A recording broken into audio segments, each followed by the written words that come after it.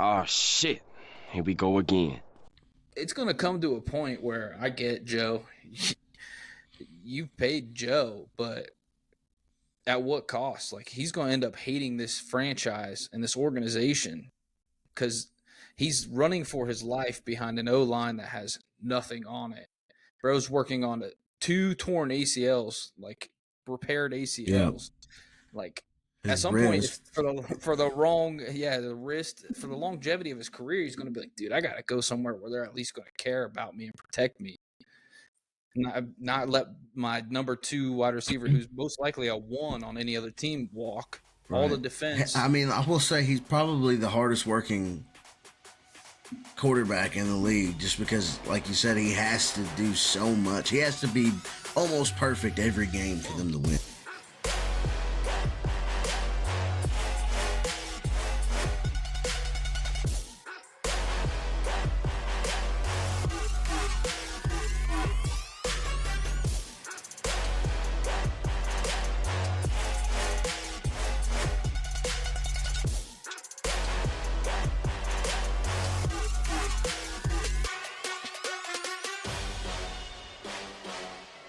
And we're back, ladies and gentlemen. Welcome back to yet another episode. Real Conversations with Cozy and Murph. Been a while, been a couple weeks, been on the shelf a little bit. We're we're Brett Favre. We're coming back out of retirement. The second and third time, bring you some new episodes. We got a lot to talk about. What we've been into, our lives as it's been of late, the foot of snowfall that we seem to get here in northern Kentucky. We'll talk playoff football, which is ramping up as the NFL regular season has just ended. We've got college football playoff semifinals, some good word and bad news going around the Twitter with this Fox Sports lawsuit. Oh, and Mark Pope and the Cats are now 3-0 against top 10 opponents. Yes. Don't sleep now. Cats are coming. Cats are coming. They're hot. It's a good team right there. Except for they lost to the Buckeyes, but we'll get into that. Yeah. It's the year of the Buckeye. That's I believe it is. I think Ohio State football has all the momentum right now in the world, so it's looking like they're probably going to run away with it, but we'll get to that later. Unless you are Michigan, then you are our daddy. I mean, it's weird though, like how they lost to Michigan, but Michigan did go on to beat Alabama. So either it's just college football is weird like that. You never know what's going to happen. That's why we love the sport. And I think Dan Lanning is semi-corny for the most part, but I know we're diving into college football. I think he's semi-corny for the most part, but he made a statement after the game that they just lost to Ohio State. And he said, some days it's not your day. And today wasn't our day. Some days it's not our day. For 4 years in a row, we know it's against Michigan. Yeah, but I just feel like Oregon is always the biggest fraud of the year. Yeah. Like year in and year out. Like they always have a great regular season and then they might make it to the championship. And I guess the last time they made it was Mariota against Ohio State and lost. Yeah, and lost. 2014. So it's been a while. I mean, they usually have a pretty decent team though every year, but it just seems like they have all the talent. They have all the flash, all the aura, as the kids would say these days. Yeah. But they just always somehow seem to choke or come up short on the biggest stage. So props to Ohio State for coming out and just handling business the first 2 rounds of the playoff, and really, I guess validating themselves after that Michigan loss, which was, devastating. But I think it really put things into perspective. That was probably the best thing that could have happened for Ohio State was to lose to Michigan, because that kind of relit the fire under them, and they came out and looked like a totally different World football beater. team. Yeah, exactly. Yeah. No, So agree. I guess we'll just go ahead and start off with college football since we're Might as well. already in it. For the most part, I feel like it's kind of been, I mean, stale other than like the Texas Arizona State game. Yeah, I was gonna say that game was spectacular. I didn't get to watch any of it though because I was working. Yeah. But I was keeping track of it. It went 2 overtimes. It was back and forth the entire game, and that's really what we wanted from this new playoff format, because it's traditionally you're never going to see Arizona State and Texas play each other. Yeah.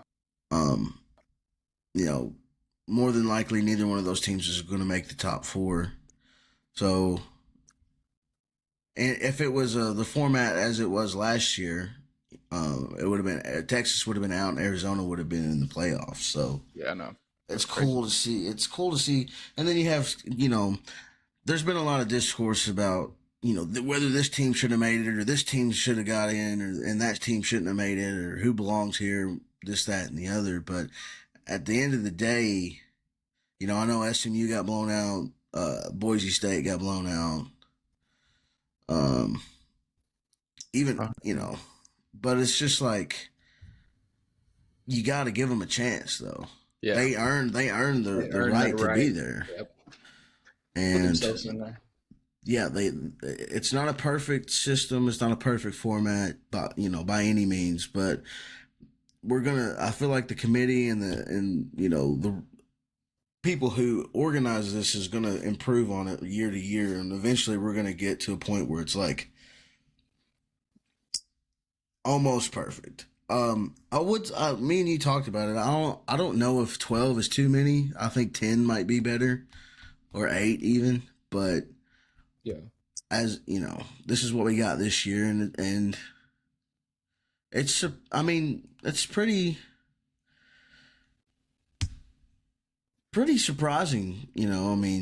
Texas, Ohio State, Penn State, Notre Dame. That's who we got in the Final Four. All the top seeds lost. So right. It's yep. good. Like right. we wouldn't have gotten these teams in a 14 playoff. You know what I'm saying? Right. Texas, Ohio State, Penn State, Notre Dame, and Penn State, Notre Dame. Notre Dame had to overcome Indiana, which was atop the Big Ten. That's one thing I will say, though. They didn't. I don't think they played the hardest schedule. No. They played, like you said, the biggest opponent was Indiana, who was undefeated. Or no, they weren't undefeated. Were they? I can't remember if they played Ohio State first or not. But they lost to Ohio State and lost to Oregon in the Big Ten championship. Yes. So, it is what it is. I feel like there's going to be more emphasis put next year on strength of schedule. Yeah. It's going to be less about wins and more about strength of schedule. It's going to be more about who you beat and who you lost to than, how many wins you have at the end of the year. Yeah. I do think we got we got good matchups. Like, these would be bowl games worth watching. You know what I'm saying? Texas, Ohio State. These are 4 traditionally historic programs. These are all 4 of these teams have had their time in the spotlight and been prominent, programs in the past 50 years. So, if you had to, what are you thinking here? Well, you got Texas, Ohio State. I think it'll be a good matchup. I don't know. Texas gets cold. Ohio State waiting for a punch in the mouth. And then Penn State, who's been on a roll since they lost to Ohio State, and Notre Dame, who's been untouchable since Toledo. I think it'll be Ohio State, Notre Dame. Because, like you said, I think Texas, their defense is solid, but I think their offense has a tendency to stall out a lot of times and get and run cold. And Ohio State's offense is going to be hard to keep up with as far as scoring points, because that man Jeremiah Smith, he is a NFL ready talent, even though he's a true freshman. Yeah. He's 18 he's years a old. Might yeah, be he's an 19 now. NFL ready guy right now, probably. So Could strap up and play in the NFL tomorrow, bro. yeah, so good luck covering him. I don't care who you have on the defensive side; it's going to be a battle. And then you have weapons. Yeah. And let's not forget Ohio State's defense is not any type of pushover either. They're not No. slouches on that side either. So it's going to be a tough one. But I think Ohio State 5.5 point favorite. I think they'll win. I don't know if they'll cover, but I think they'll definitely win. Yeah. I'm excited. Definitely. I'm excited. We got, this weekend? It's actually, what is that? Friday and, yeah, both of them are on Friday and Thursday. We've got the games, which is kind of out of whack, but Friday, Texas, Ohio State, 7:30, and then Thursday is Penn State, Notre Dame. So coming in close, and then they've got damn near 10 days. Yeah, they got 10 days off before the national championship on January 20th. Which when was the national championship before? Was it? It would have been like the 8th, 9th, or 10th because they'd have It was because 6th. New Year's bowl games were the first round, and then you had the championship like the following or 2 weeks from then. So yeah, I'm thinking in my head is the number 1 and number 2 seed get a bye, and then it's you either do 4, 6, or 8. You have to, and then I still like the idea of home team gets at least a first round home game, and then after that neutral site. So yeah, I think you just have to go to neutral site because I agree with you. First round should be, home game for the higher seed, and then after that it needs to be neutral site because these games can't. I mean, I feel like it's just part of the spirit of the game to be at a neutral site in some of these bigger bowl games because traditionally that's what would happen. You would play at a neutral site. You wouldn't play the Peach Bowl or the Rose Bowl or the Fiesta Bowl, Sugar Bowl at home. It would be at a neutral site. So yeah, I'm all in fairness to that. But I will say college football has been very much fun, although we're closing in on only 4. We got 4 teams remaining. We're closing in on the national championship. It's brought us a lot of highlights and good moments, and it's the end of football. We've made it through. Kind of depressing. Yeah. I can't believe it. It feels like it's gone by so fast. So fast. It was like a blink and everything went by. I remember like it was yesterday watching what was it, Florida State and Georgia Tech in Dublin, Ireland, and playing in the rain and the first game of the year. Yeah, I mean I remember because I was so excited that football was back and we got to watch and man, couldn't have gone worse for Florida State. I don't think. Been a hell of a ride, and it's the fact that we've gotten to this point. Yet another year has come and gone. I do want to say this.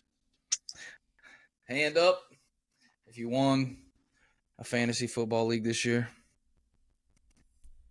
Can't say I did. I got third in ours, and I got last in my other 2. I made it to the championship in 2 of the 4, and then the 1 I lost. It came down to Brock Purdy Monday night, and he hadn't scored over 20 points all season, and bro goes for 33 points. Damn. Yep. So I lost by like 6. I needed him to not score any more than 23 or something like that. 24. I can't remember. But I won the podcast league. I can't remember who won last year. Was it Reardon? Might have been. I might have to go back and look, but Cody knows I've been playing with this cricket, and maybe I'll make up some shirts or something to show the year champion and then I had to send him one for last year. Yeah. It's a little trophy to do or something.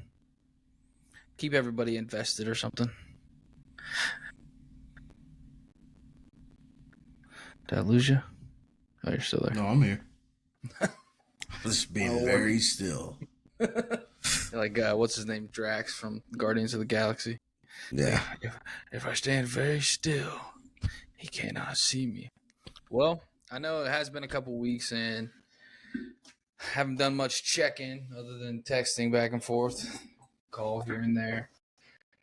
How's work? How's baby? How's Kaylee doing? How are you doing?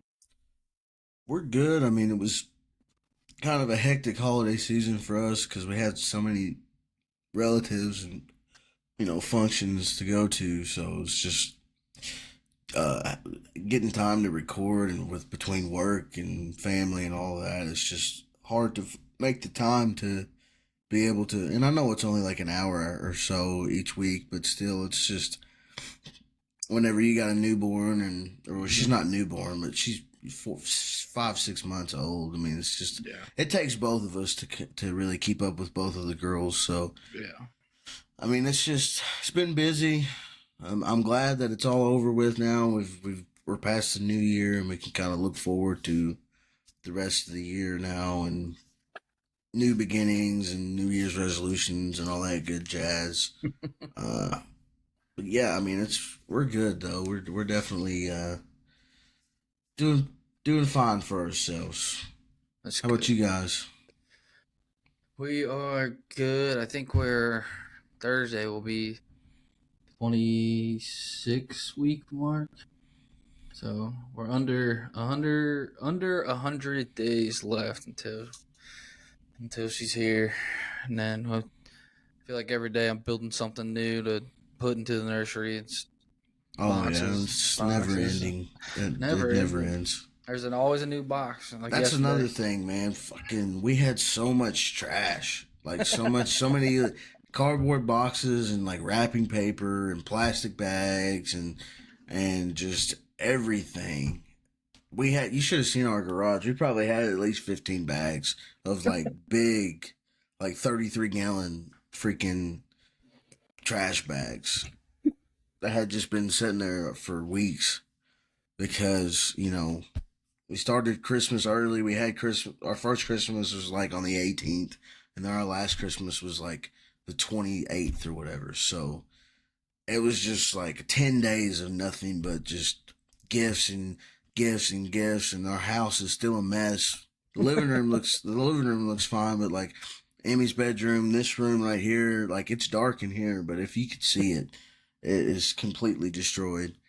And I love getting together and seeing a family and exchanging gifts and all that, but like the aftermath is like I hate it, as an adult now with kids and a family, like it's so stressful.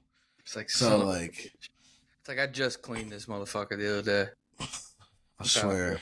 That's how I feel with the one dog here. It's like I swear to God, I just vacuumed these floors, and why is this toy chewed up into 100 bits and fluff, and he's getting food everywhere, and I'm like, God, I can't imagine what's gonna. It's like that meme or whatever. It's like, I always wondered why my parents were so grouchy whenever I was growing up. Like now I understand. Now. It's like I get they're it. tired, and there's shit everywhere, and there's a list the size of my body that needs to be done. And it's just like it never ends, but it is what it is. Yeah, we're good. We've been good. Yeah. We did Christmas at her family's house, and then 26th we drove up to my mom's. Did that there. We did our Christmas like in our house like a week early because fuck it, we're adults and we can do whatever we want. Yeah. Well, we have to, play Santa and do all that. So, like, we don't really have a choice. I'm sure, like, once Little Britches she's here, gets long. we're going to have to stick to a schedule and do all that. We got a whole... she sent me a list yesterday of, let me see what it says. It's called Hospital Bags, a shared notes app. And She's listed out everything that we need for the hospital, which is good. Less thinking for me, more just checking off shit off a list. So Definitely, if I could give you any advice, make sure you bring a pillow and a blanket. Definitely a pillow because they don't. Well, at least the hospital here, you don't get a pillow. You got to bring your own. So, like the first time, when we had Emmy, I had no idea. So, I had like a freaking crick in my neck for a week after we left the hospital because I was sleeping on my neck. Well, second time I was wise enough to at least bring a pillow and a blanket. So, chargers, listed out all that here. good shit. 3 outfits: my Crocs and sneakers, phone charger, headphones, Xbox controller, controller charger, air mattress, blanket, and pillow. I was like, all right, There you go. that's cool. That's perfect with me. That's perfect with me. Her list a little bit longer, but she gonna need all that. She the one doing all the work. I'm there for more support. Be a good loving man. But all right, let's transition out of this. Let's talk what we're all really interested in, what people are listening for anyways. Let's talk this NFL playoff bracket transition here. Pull her up. We know that the Chiefs and the Lions respectively won the first round bye, getting the 1 seed Lions, which whopped the Vikings in that last matchup this last week. Deserving so. The Chiefs, for being a one-loss team, you'd be like, man, are they the worst one-loss team of all time? They've got 2 losses, but I thought they were. Oh well, no, because they lost to the Broncos, which, like I said, they pretty much threw that game. They were completely selling that game to keep the Bengals out of the playoffs. I mean, can you be a bad one-loss team though? Like, I don't think 2-loss team. I don't think in the NFL you can be a bad 2-loss team. Now, they didn't blow everybody out. Obviously, there was only a few games where, by the fourth quarter the game was in, or there was no doubt that the Chiefs were going to win. It was basically get to the fourth quarter, Patrick Mahomes does something crazy, the refs make some type of silly call, some type of bailout. Harrison Butker makes a incredible field goal or something. But they always find a way to win, and that's what great teams do. Throughout the years, you watch, even going back to like the 70s, 80s, and 90s, you look at all the great teams. Not every great team blows everybody out. Sometimes you just got to make it to the finish line. And so I feel like this year's Chiefs is a perfect example of that. Yeah. They don't have this high-flying offense where they're going to score, 30, 40 points a game. It's just they do just enough to find a way to outplay the opponent. And whether that's Andy Reid cooking up some type of play call or the defense, Spagnuolo making some type of crazy defensive call. It just seems like whatever the scenario is, somebody steps up in that situation. Yeah.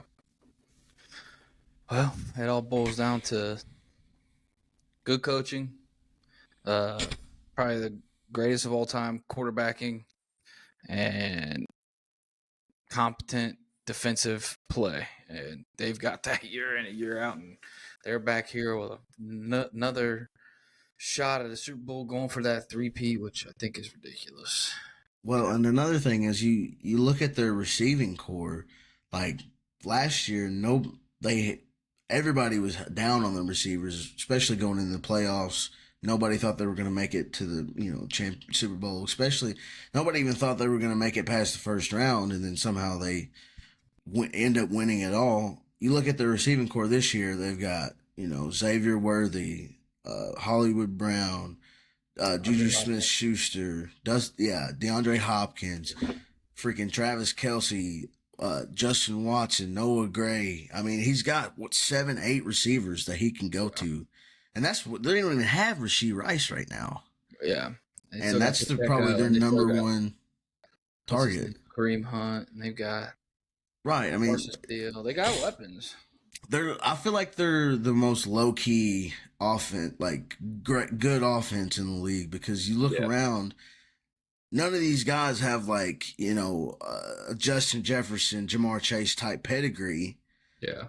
But at the end of the day, they're all solid, very solid receivers that would start for pretty much any other team in the league. Yeah. They would all be, I mean, Hollywood Brown, DeAndre Hopkins. I mean, they're all going to go somewhere. If they went somewhere else, they would at least be the two or three receiver. Yeah. Yeah. I mean, most teams probably D-Hop's still a one option. So it's like they got their weapons. And that's Rashee Rice. If they had Rashee Rice, that boy was killing them before he got hurt. Literally driving cars and catching football. Right. Lord. So, I mean, all right, I know the Chiefs are the favorite. Nobody wants to admit it, or nobody wants to see them win. But I'll be the first one hand up to say I'm rooting for greatness. I want to be alive to see the first three-peat in NFL history. Now, that being said, am I going to be mad or disappointed if they got beat? No, because I would love to see the Bills or the Lions or, the Chargers or the Command, any of these other teams win. But if I got to pick, I would say Chiefs win it all. If I had to put money on it. Yeah. If I was a betting man, I can't bet against Mahomes. That's the downfall. So you can't bet against Tom Brady. You can't bet against Patrick Mahomes. It's the unfortunate reality of it. The Lions. Congratulations to them on their bye. Yes. Good stuff. Dan Campbell and a great offensive team, great defensive team, and they've lost so much throughout their season. Like Aiden Hutchinson. I mean, they lost David Montgomery. They've lost countless pieces throughout the year, and they're still in position to win all these games. And I think that goes back to culture, the Dan Campbell, just the way that he leads these men and this team, and even going to like the front office and the ownership, allowing Dan Campbell to run this ship the way that he sees fit and going for it on fourth down. I think they are the number one team as far as fourth down attempts go. Yeah. And they just play with their freaking balls out every freaking week. It's like, we got nothing to lose. We're out here. We're going to take our chances and let the cards fall where they may.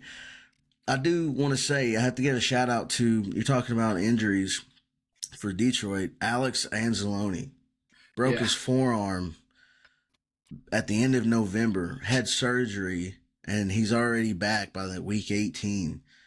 Crazy. He had, if you saw him play last night, he had a big like cast or something on his forearm, but he played 64 out of 65 defensive snaps, coming off a broken tibula.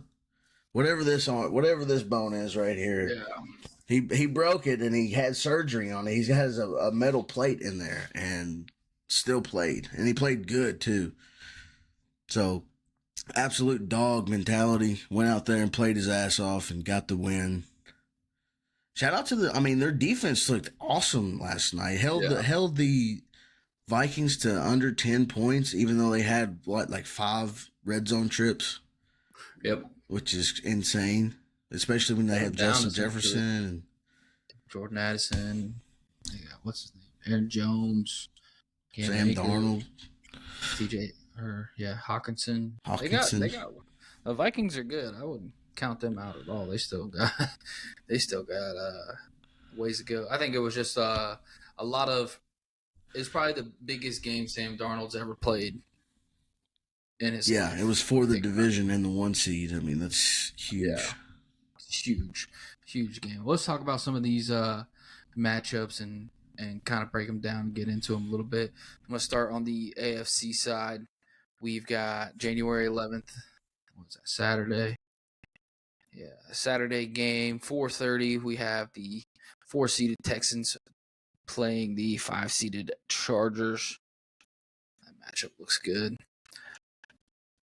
Shout out to Chargers too. To go 11-6, Harbaugh's first year might be up for the Coach of the Year.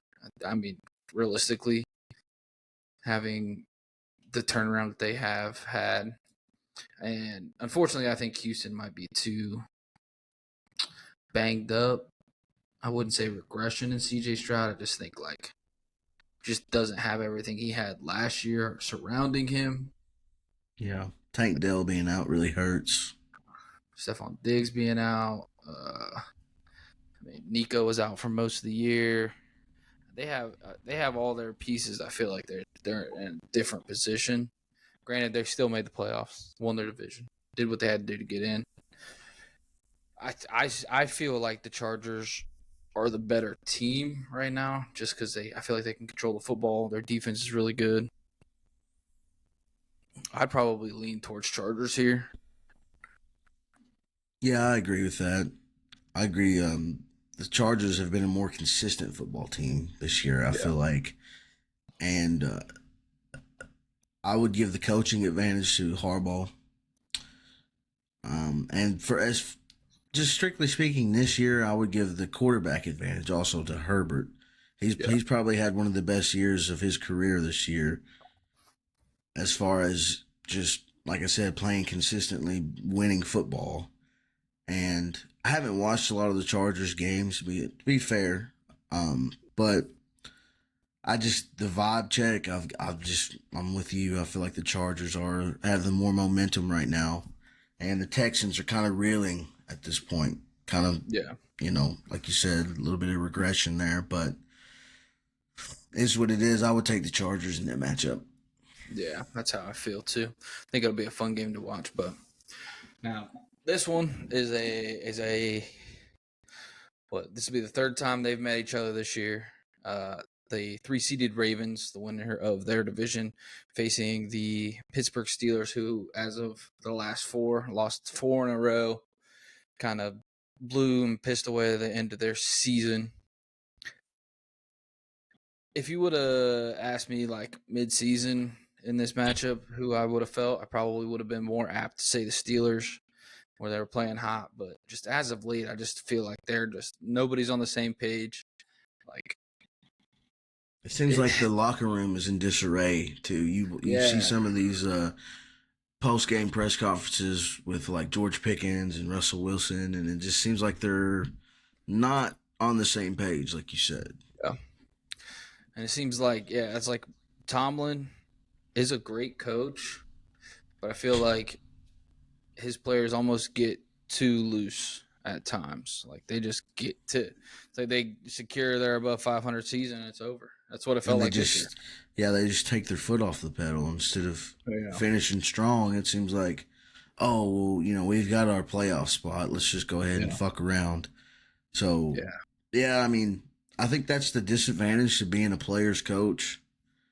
You allow your players to be themselves and have their own personality, but you got to learn. You got to know when to make them rein it in a little bit. And it just seems like they've gone off the rails. They've lost all momentum that they had in the, through the mid season and towards the end. Now they're just all over the place. They can't score points. They can't, stop anybody.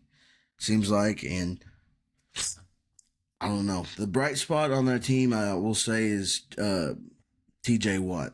If anybody is gonna, will this team to a win, it's gonna be TJ Watt, just being an absolute game wrecker and sacking the quarterback, forcing a strip sack, some type of play like that.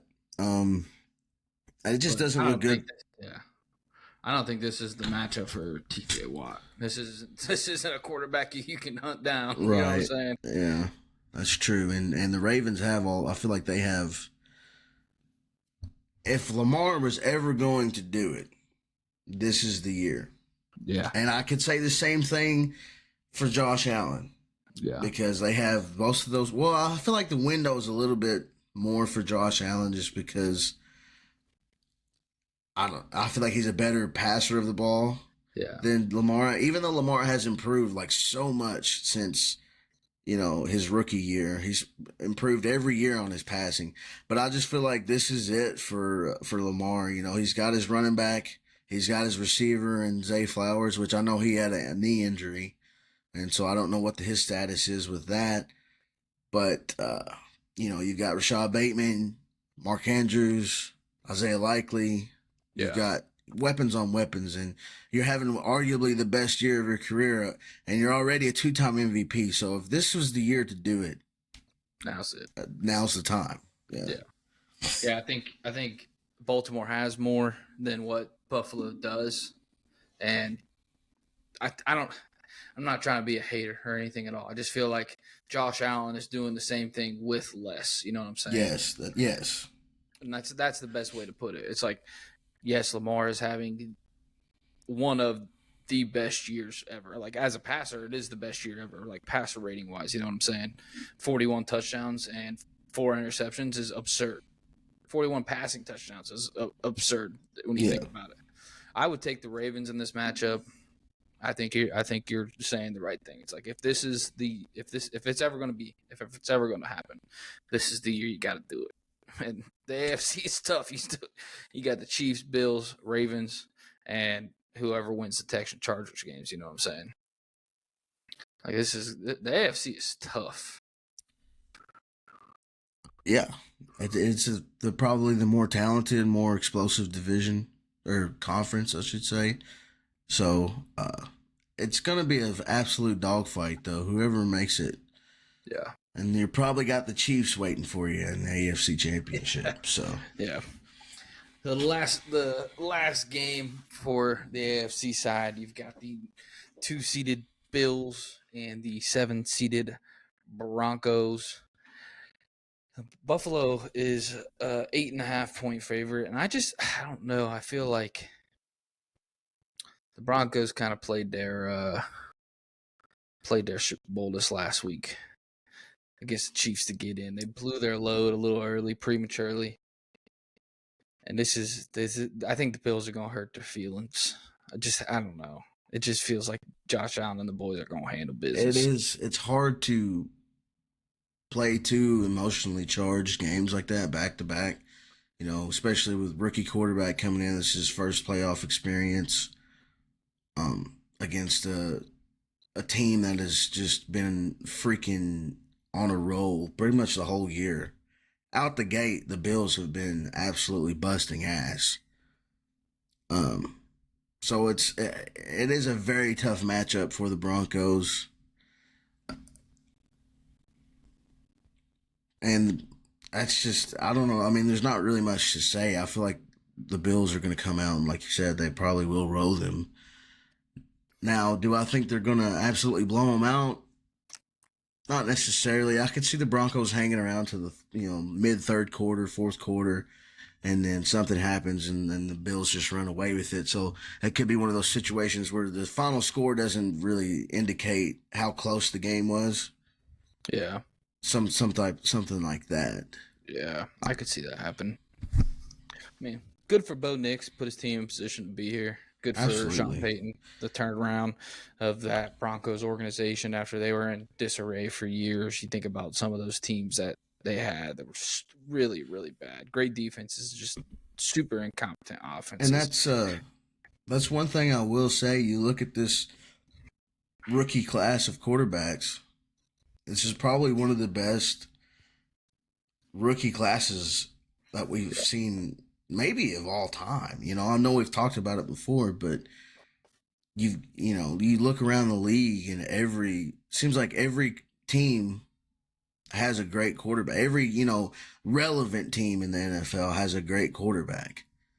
I mean, you look at every single team in the playoffs right now; they all have a legitimate starter in this league, a top 20, a top 15, top 12 starter in this league.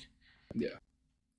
And so it's just, I feel like NFL is the best it's ever been. I know there's a lot to complain about, and you're always going to have your red asses that are always going to find something to bitch about. But I feel like as far as quarterback play, this is the best we've ever seen. Yeah. No, I completely agree. I think there was a bunch of bad teams, don't get me wrong. But hindsight, there was a lot more good teams this year. I mean, we have a 10-7 Seahawks team who doesn't get in. The Bengals 9-8 don't get in, and the Bengals had 3 guys who were NFL stat leaders: Hendrickson, sacks, 17.5. Triple crown, Jamar Chase and Joe Burrow, who should probably be the MVP, but won't even get a nod. You know what I'm saying? And then we got like the Seahawks, like I said, 10-7. They don't get in. The Falcons didn't get in. The Falcons, I feel like if they would have started Penix 1 or 2 games sooner, we probably get in. I know we lost to Carolina, and that's inexcusable. You can't do that. But the game didn't matter at that point. The Buccaneers game came to the final. Yeah. But that's no excuse to lose to one of the bad teams. I mean, Carolina showed a lot of fight this year, don't get me wrong, and they were a lot better this year than they were last year. Yeah. But they had no business putting up 44 points on a defense that is supposedly coached by a defensive head coach. Yep. And we'll get to that after we talk more of these playoffs, but I got a whole thing on the Falcons. So it's burning like a fire inside him. All right, let's move on over to the NFC side. The Los Angeles Rams win their division, lock up the 4 seed, and they are playing a great Vikings team at the 5 seed. If I was to stick my neck out, I'd say nobody wants to play the Rams when they have Cooper Kupp, Puka Nacua, and Matt Stafford all healthy. But this Vikings team is really good, despite what they had this last weekend against the Lions. It was a great game for 3 quarters, 1 bad quarter, and it ends up in a blowout, right?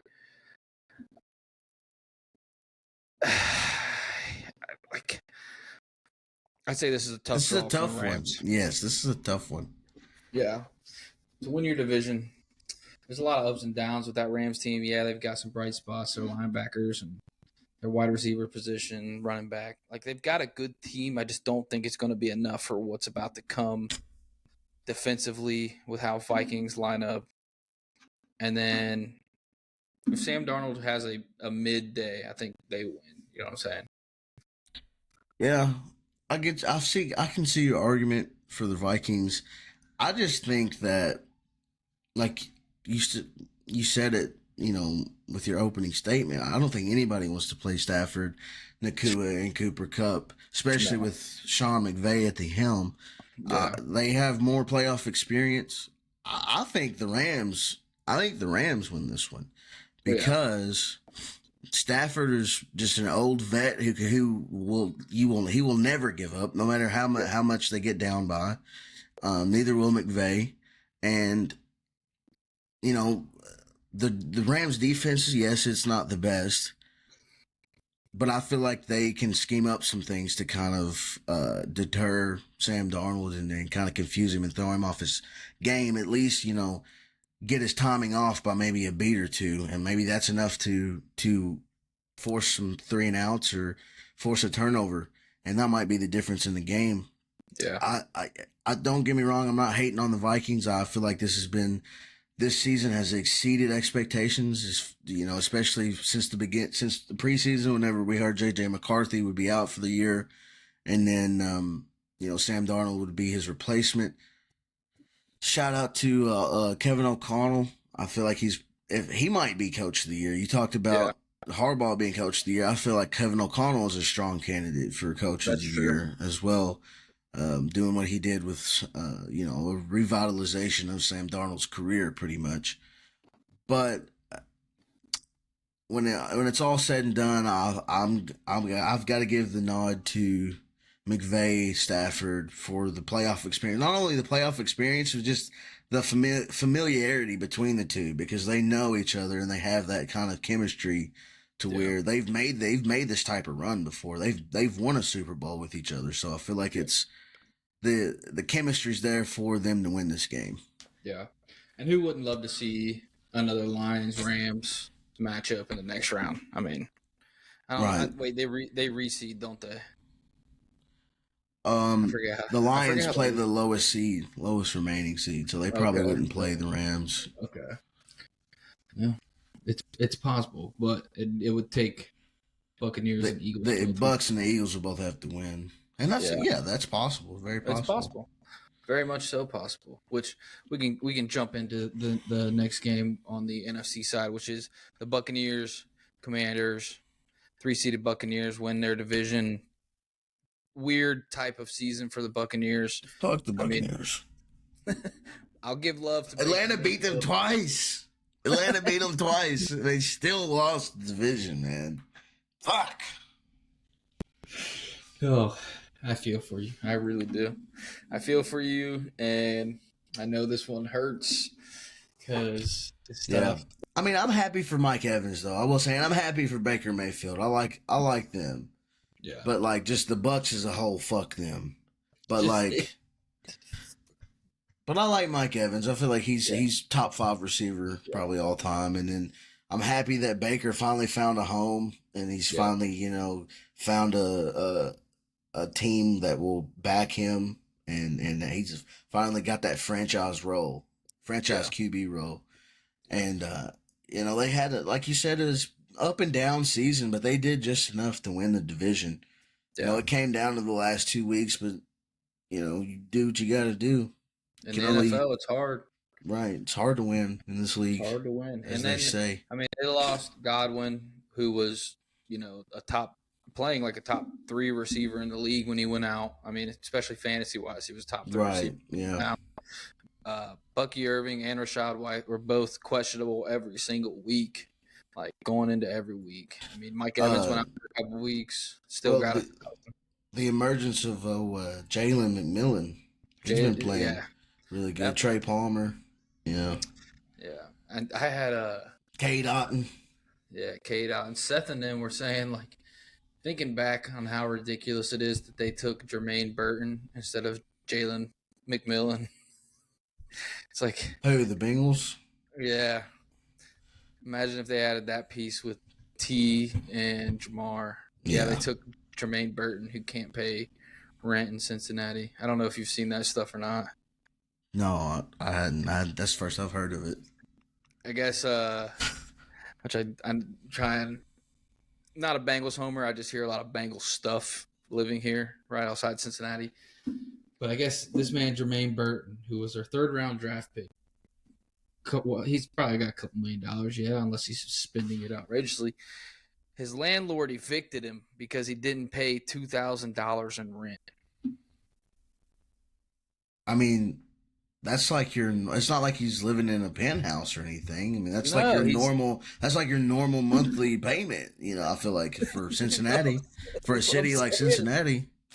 He couldn't pay $2,000, bro. What do you mean? No, I'll tell you what happens, and this, not to get too sidetracked here, is I don't know nothing about this kid, but what it sounds like to me is he probably got that big contract, and he probably went home or whatever, or, like he comes from somewhere that's nowhere, never had nothing in his life, and he probably was like just handing out money. You see it all the time, like, oh, I'm gonna pay for this, I'll pay for that, blah blah blah blah blah, and then push comes to shove, you can't fucking pay your rent at the end of the month. Like, you gave away all your fucking money, so you get a game check, bro. That's more than $2,000. I promise. Yeah, you get one of those every week. I mean, that's a wild fucking situation, but I mean, who knows? I'm inclined to give him the benefit of the doubt just because he's so young. But damn, that sucks. Crazy. You go live with Joe Burrow. Joe Burrow's apparently he's building a fucking mansion. He got a mansion and a Batmobile and a side piece. That's a lesbian. Yeah. Crazy world we live in. Joe Burrow, you out here playing Batman. Dark Knight Rises out here. All right, Bucks Commanders. Who you got? I never want to count out Baker in any game, but I don't know. Dan Quinn has coached his ass off this year. Commanders have been very wishy-washy down the stretch here, and their defense is susceptible to big plays. This is also a tough matchup for me. Tampa Bay is 3-point favorite. Jaden Daniels is really fucking good, bro. Mike Evans. I don't know. I'll tell you. A wash here. I'm taking Commanders +3. Yeah. I feel like the Commanders have played to the level of their competition a lot this year. Um, the Bucks have struggled in certain situations, and I feel like last week or yesterday if you watched that game against the Saints, they really struggled moving the ball up and down the field until late in the second half, whenever the game was already kind of over.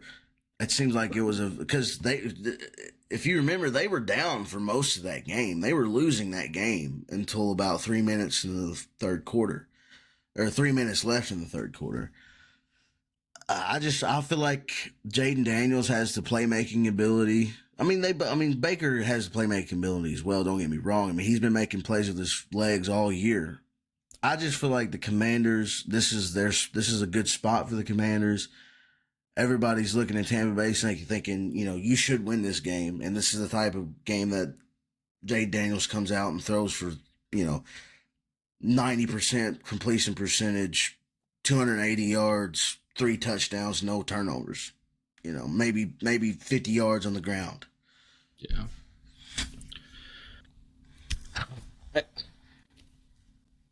I'm a push here either way, but I like Commanders. I like Bucks. I can see this go anyway. If I was putting money on it, I'd say Bucks. I'm gonna go Baker and the boys just because they've been here. They knocked the Eagles out last year. Like they've done it with less. That's very true. I mean, it's kind of the Like, opposite argument I was making for the Broncos. yeah. I'd say. Yeah, I'm gonna ride with Bucks here. Roll with the Bucks. All right. Ride. You got Commanders. All right, the last matchup we got is Philadelphia Eagles 2 seed playing the 7-seeded Packers rematch from Week 1 in Brazil. Getting another shot at another crack at it for Jordan Love against the Birds. Philadelphia opens up as 4-point favorites. I didn't love how the Packers played all year. I feel like there's always a question mark with Jordan Love. And I'm saying this without my bias towards Philly. I wasn't in love with how the Packers were this year. I didn't think they were that great. Although the record indicates, they're a pretty damn good team. I think they're a beatable team more so than I feel like. I'd be more scared playing the Commanders, Bucks, Vikings, Rams than I would the Packers. Right, and they just lost Christian Watson to torn ACL. Yeah. I feel like that probably puts a little bit of a damper on their offense. But Jordan Love can get hot, and he can go off. He can. Yeah. But I don't see it happening this week. No. I just don't. I think the Eagles are far and away the better team. They've been one of the best teams in the NFC all year. I know there was a little bit of panic there at the beginning of the season with, Sirianni and all of that hoopla, but they put it together. They made a good run. They won 10 in a row, and they're still a very solid football club. Yeah. Jalen Hurts is coming back off concussion. You've, A.J. Brown's healthy, Devontae Smith healthy, Saquon very healthy. Yeah. Defense is one of the better defenses in the league. I think you're going to take care of business. I'm taking Philadelphia to not only win, but also cover the -4. I feel like they win by a touchdown, maybe 10 points. Yeah. I like it. I was trying to give some love to the Pack, but go Birds. I get what you're saying about Jordan Love. He is one of the, I feel like he's probably a top 12, top 10 quarterback in the league whenever he's playing to his best ability. Yeah. Now, there is times whenever he looks very bad and very inaccurate, and he throws some kind of, questionable interceptions. But I just feel like Philly is the better team right here. Yeah. Go Birds. Yeah, I got Eagles here. I got Eagles and cover. Got our matchups. Playoff football. It's here this weekend. Everybody strap in. Everybody's a Birds fan. Let's not forget that. I'm not cheering for anything but the Birds. We'll take the Rams. I'll take the Rams. Because if Commanders win, yeah. I'm excited to see how it shakes up. I think this is going to be really fun. The playoffs being what it is. And wouldn't it be a good matchup, the Commanders and the Eagles? Yeah, give me round 3. We're 1-1. Give me round 3. We gotta figure out who really is the better team and who really is. Who runs the NFC East? Well, exactly. Let's figure it out. Let's do it again. Let's run it all over again. I'm with it. Let's go. All right, ladies and gentlemen. Looking at the playoff bracket, that wraps up that week. We'll have to dive in once we get some results in. I know I want to give Cody his chance to talk about his Falcons. We talk about the Bengals, their mishaps, and what they're going to do. And some of these bad teams coaching, the coaches getting fired. What's to come? Draft coming up. How about them Falcons, bro? I'll make it quick. Raheem Morris, get him the fuck out. I'm tired of watching this defense. We've got, one of the best secondary. As far as, you look at it on paper, we've got one of the best secondaries. We've probably got the best free safety in the league in Jesse Bates, Justin Simmons, Mike Hughes, A.J. Terrell.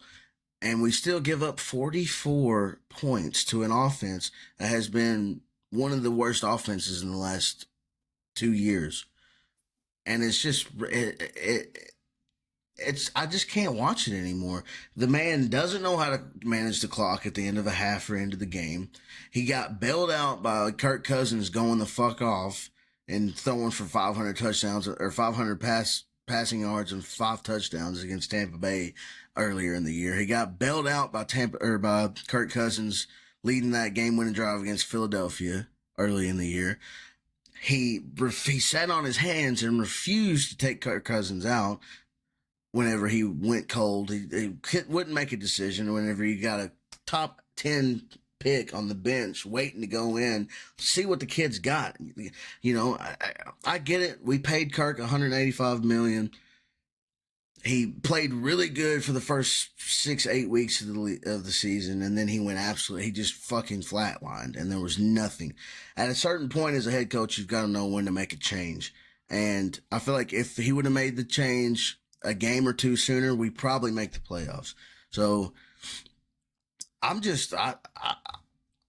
feel like there's so many other better coaching prospects out there. Just fucking cut it off, man. Cut it off right now. Stop the bleeding. Do what the Patriots did.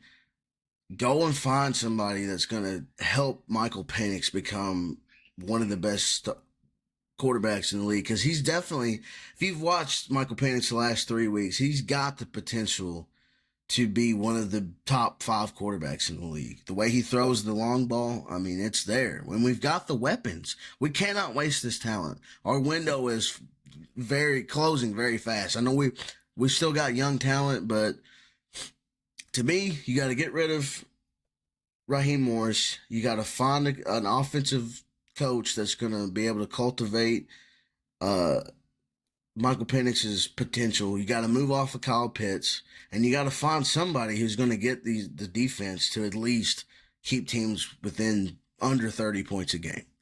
So that's my spiel. We've missed the playoffs 7 years in a row. I want to watch meaningful football again at some point in my life. Penix has looked fantastic. This last week he looked super good. I think he was like a 95 QBR, had no throws that were, what are they called? Turnover worthy. Yeah. Yeah. And the rating on him is just he's looked fantastic. He filled the spot that you guys so desperately needed. And like you said, if you would have put him in maybe 2-3 weeks earlier, you guys would have probably been in position to where you didn't even need to stress about the last week. I feel like y'all have been off a lot better. I don't know that you guys, your owner, whatever it is, I can't remember. Arthur Blank. Yeah, he's a coward. I don't think he's got the ball. He's the type that lets people stay a year or two later than they should, instead of instead of firing people when it like a year. I'm always been under the philosophy you should fire somebody a year sooner than a year later. You know, Yeah. because Before it's too late. yeah, exactly. Yeah. Get ahead of it. Get ahead of it. Do better. Do better. Sucks for the Falcons. You guys got a lot of good talent. I know they're still young, but like you said, you definitely need to move off Pitts. Bro doesn't even look like he's trying anymore. No, I Doesn't think he's really done in care. Atlanta, and the thing that bothers me is he'll probably go somewhere like Cincinnati or you know Be a the Chargers or somewhere, or even fuck it, even the Panthers, and just be Yeah. like an absolute fucking stud. He's did his time. Better to get rid of him than He just doesn't want to be there. I think is really what Yeah. it boils down to. let him figure it out somewhere else. If that's how it's got to be, then let it. We can get a serviceable tight end in free agency. Yeah. Somebody just to catch the ball, get open, run your 10 yards, and then sit your ass down and block press. Yeah. And just be a pick me up when we need a first down. Thank you. That's all we need. We don't need your fucking cute little Kyle Pitts fantasy. He ruined fantasy for me this year. But me too. Trust me. Bengals. I'm not gonna go too far on. We've talked about the Bengals a little bit. You had your three leaders, and I hear a lot. And I'm really only talking about it for the people that around me that listen. They fired Lou Anarumo. I think was a mistake. And I'll say why. The only person I feel like they should have fired is their offensive line coach. He's terrible. But Lou Anarumo is a good defensive coordinator. What he did turning around this Bengals defense towards the end of the season, incredible. They turned that defense around. And then last year showing they were a great defensive team last year, but you lose DJ Reader, Jesse Bates, two of the best at their position, and you're like asking this guy to do the same thing with less. It's like, I get you're an NFL coach, but what's next? You're going to expect your offense to be the same exact thing when you're going to probably lose T. Higgins, and Jamar Chase is probably going to follow him out the door here soon too. Like, that don't make no sense to me. So I feel like the Bengals front office made a mistake there. Well, and that's the thing about Cincinnati. They're just a cheap franchise, like organization. Like, they don't pay people. That's why they've had so many good players throughout the years that have just come and gone because they will not pay them what they're worth. Yeah. And I feel really like I shouldn't feel bad for a guy who is a, multi-millionaire star franchise guy, but I feel really bad for Joe Burrow because he wills this team every week that he plays. Yeah. Like, he puts this team on his back, and it is eerily similar to growing up and watching Carson Palmer and how the Bengals treated him, and it pretty much forced him into retirement early because they forced him to go to where he went to Arizona, didn't he? After he left Cincinnati. Well, they wouldn't let him out. They basically were like, well, he wants to retire. He wants to leave. So he's like, fuck it, I'll retire. So he retires. And he was like, just kidding. His only out was to wait out a year, and then he gets to go. You know what I'm saying? He gets to go where he wants to now. Yeah. It's like, it's going to come to a point where I get Joe. You've paid Joe, but at what cost? Like, he's going to end up hating this franchise and this organization because he's running for his life behind an O-line that has nothing on it. Bro's working on 2 torn ACLs, like repaired ACLs. Yeah. Like, his at some wrist. Point, for the wrist, for the longevity of his career, he's going to be like, dude, I got to go somewhere where they're at least going to care about me and protect me. Not let my number 2 wide receiver, who's most likely a 1 on any other team, walk. Right. All the defense. I mean, I will say he's probably the hardest working quarterback in the league just because, like you said, he has to do so much. He has to be almost perfect every game for them to win. Literally. And it's hard. I mean, quarterback at any level is hard to play, but especially in the NFL, especially in the AFC East or North, especially in the AFC North, where you've got the Steelers, the Ravens, and we won't count the Browns. But I mean, But their defense is still. That's what I'm saying. That's one of the you know what I'm saying? Yes, that's one of the most hard nosed divisions in the league, and to have to do it week in and week out every week, and to basically get nothing from your defense, which is, I know they had this leader in sacks, but that only does so much. Whenever you might get sacks, but if you're giving up 300 400 yards and 28 38 points a game, it's hard for the offense to keep up at any rate. So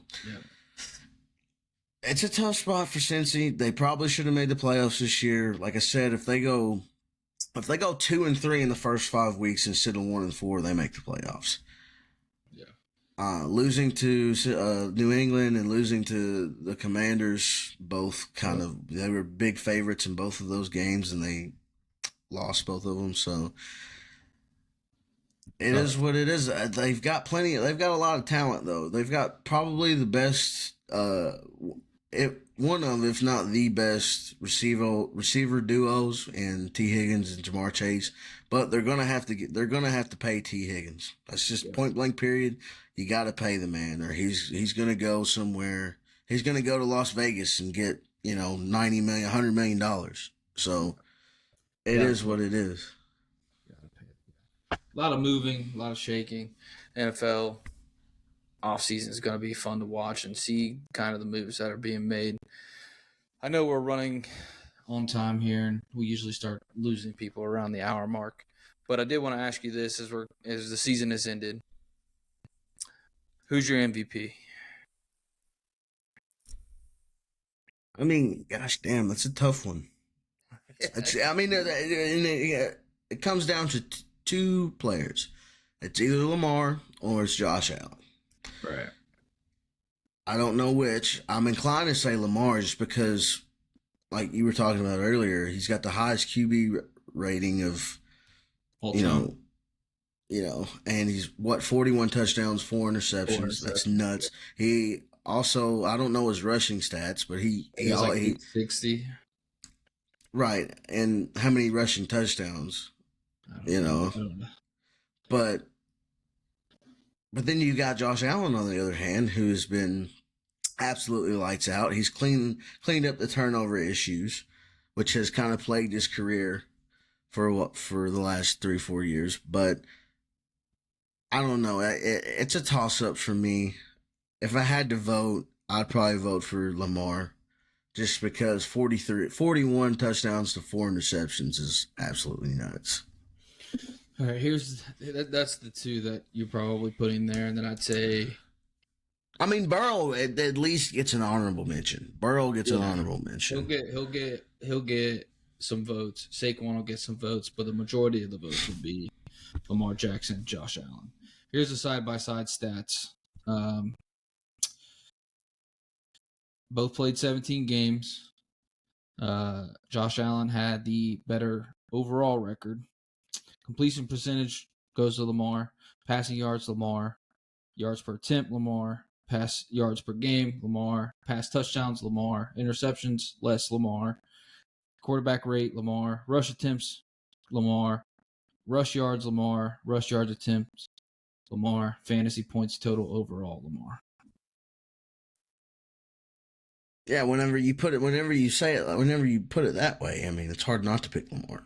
Yeah. The only thing that Josh Allen really did better than him was have 12 rushing touchdowns, and Lamar had 4 rushing touchdowns. Yeah, it's... Josh threw for 28 touchdowns and had 12 rushing touchdowns. I just feel like since Lamar's already won 2, people have got... What's it called? Voter fatigue? Voter fatigue, yes. Yeah. That's what I was going to say. They've kind of got Lamar fatigue. They're like, oh, let's give it to somebody else. Yeah. Just for the sake of parity, let's give it to somebody else. So, if you want from my heart, I do think we're getting away from the most valuable part of the. No, of it's the just thing. it's the same thing with the Heisman. It's just a popularity Yeah. contest. It's who does the media like this year instead of like what the actual most valuable player is. The most valuable person to their team is Joe Burrow. Yes, if you think of it in terms of that, yes, but Very I much feel so, like literally. there's also an emphasis put on how good the team is, the record, the overall record of the team as well. So Yeah. it's kind of Offensive a. player of the year, would you go Saquon or would you go Jamar Chase? I think you got to go Saquon. I think I so think you got to too. go Saquon just because he had the best year of his career. Yeah. Broke 2,000 yards. Yeah. Had probably one of the most insane highlights you'll ever see in the backwards hurdle. Yeah. I mean, it's just breakout year for him. Yeah. Tough year for the award. Defensive player of the year, it's probably between TJ Watt and I forget who else was in there. I don't think Hendrickson's really got a chance. Hold on, I had a sheet pulled up here a second ago. Defensive player of the year odds were. I know that TJ Watt was the odds favorite. TJ Watt was plus 185, and the second closest was plus 2,500 was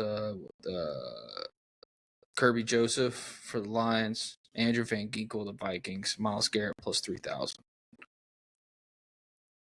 Yeah, that Kirby Joseph cat, he's got like 5 or 6 interceptions this year. Yeah, That's a lot. it usually goes to whatever defensive end or interior lineman that leads the league in strip sacks and fumbles.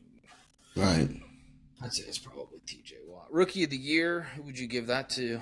It's either Bo Nix or I think Daniels. Daniels, Brock Bowers, Malik Neighbors. Both of them set the rookie receiving reception record. Brock Bowers is a dog. Bo Nix is pretty good. It's Daniels, but I'm just trying to make a case here. Right. Comeback player of the year. I know this is a weird one now anymore. Who was hurt last year? They could probably give it to Sam Darnold. He didn't play last year. Yeah, I can see that. I can see Sam Darnold being a strong case for comeback player of the year. Maybe that's the one award that they throw Burrow because he was hurt for half the year last year. Who knows? All right. Well, I know we're running on time here. You got anything else you want to touch on before we drag this thing out too long? UK basketball. Yeah, just go Cats and look at us now, baby. But the SEC, the most loaded conference in the nation right now in basketball. I think we've got 6 out of the top 10 teams in the SEC. It's going to be a brutal conference schedule. We're going to have our ups and our downs. But I tell you something right now. Yes, we lost to Clemson, a team we probably should have beat. Yes, we lost to Ohio State, a team we probably should have beat. But I guarantee you, Calipari would not be 3-0 against top 10 schools. I guarantee you that right now. Look at what he's doing right now in Arkansas. Look at what he did. And granted, I know Tennessee's number 1, arguably the best team in the nation. But they got blown out. They got absolutely spanked. 24-point loss. With arguably more talent in Arkansas. So for all those motherfuckers that want to hate on Mark Pope still and say that, oh, we should have kept Calipari, fuck you. Get the fuck out of BBN. We don't want you here no more. If you can't get behind Mark Pope, get the fuck out. Hope and Pope. It's a Pope Nation now, man. Hey, you guys. I'm saying, bro. You guys are hot in the streets now. The Cats are wild, having fun. That boy Berea can shoot. Oh, man, he's so good. Y'all got some dogs on that Dude, team. we've got a fucking good team. We've got a Final Four type team. Now, I'm not saying we'll make the Final Four, but I'm just saying we are comprised of players. Overall, when you look at this team overall, we've got players at every level Yeah. that can make a difference. Yeah. It's a fun team to watch, dude. I actually sit down and enjoy watching the UK games. I'm not even a college basketball guy that much, but watching these UK games, you're like, damn, they're just fun to watch, bro. They Yes. shoot the ball, it goes in. Play hard. They play good. They play hard defense. They get out on the floor. Yeah. They freaking root for each other. They have each other's back. I mean, you've got to love it, man.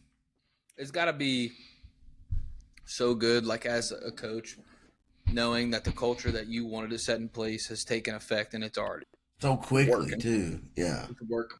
But when you know you're a good coach, like you've done the right things, you set it up right, like you built a good foundation, and it's just growing.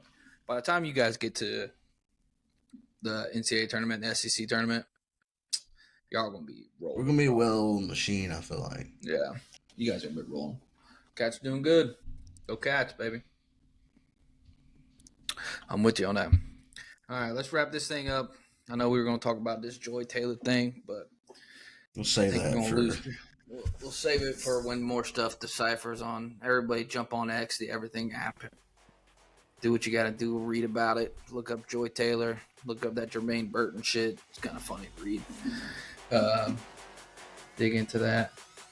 Aside from that, bro, let's call it quits. Let's get off here. We love you guys. We appreciate you guys for listening. I know it's been a while. Stay tuned for more of the NFL season coming to a close. Peace.